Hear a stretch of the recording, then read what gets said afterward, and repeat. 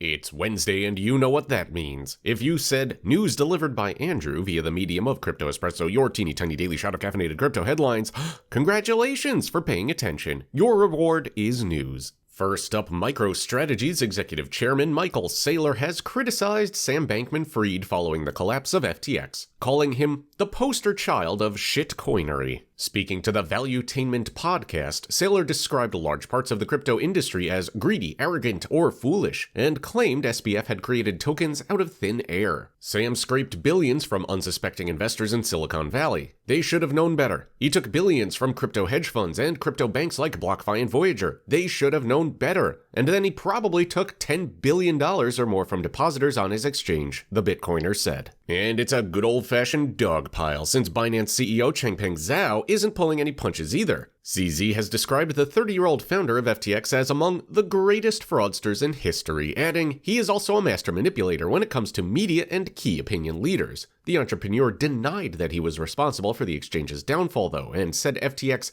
killed themselves and their users because they stole billions of dollars of user funds. CZ went on to argue that no healthy business can be destroyed by a tweet, defending his decision to make a bombshell announcement that he was planning to offload more than $500 million in FTT tokens last month. Sam Bankman-Fried has hired the prominent New York defense attorney who defended Jeffrey Epstein confidant and convicted sex trafficker Ghislaine Maxwell, according to Reuters. Mark S. Cohen is a former federal prosecutor who specializes in white-collar crime and civil litigation. Maxwell, for her part, was sentenced to 20 years in prison after being convicted of trafficking underage girls for the disgraced financier. Cohen may well have his work cut out for him with Bankman-Fried, who has admitted that he is ignoring legal advice by continuing to give a flurry of media interviews. Whether he'll listen to Cohen remains to be seen, but given that he's been quoted saying his lawyers can go flip themselves, again, use harsher language on that flip, who can say, really? The creator of the original Apple iPod has teamed up with Ledger to unveil a sleek new hardware wallet. Ledger Stax, with an X, boasts a wraparound electronic ink screen, and the front cover of the book-like device can even display an NFT. The timing of this new device could hardly be better. Interest in the self-custody of cryptocurrencies has surged after a series of unfortunate hacks, with several high-profile firms freezing withdrawals and even going bankrupt as the bear market bites hard.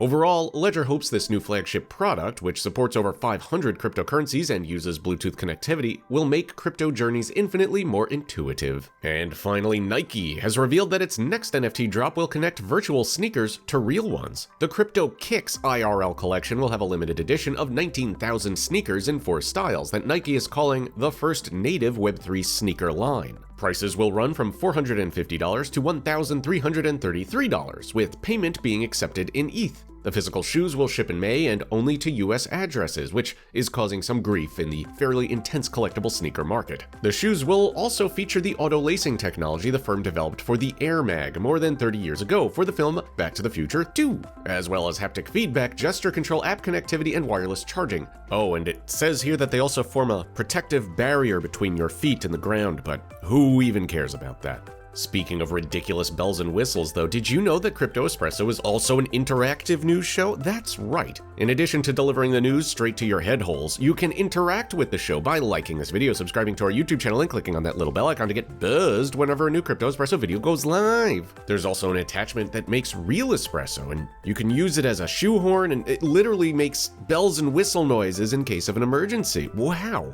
And which attachments would you like for the Crypto Espresso attachment ecosystem? Let me know in those comments below because I read them and I might just shout out my favorite comments in a future episode. Questions about our headlines or crypto in general, ask Alex in that description below. Alex is a great resource for all things Web3 and the metaverse, and that about does it for today. Again, I've been your host, Andrew. These have been your headlines and bells and whistles, and we'll see you all tomorrow.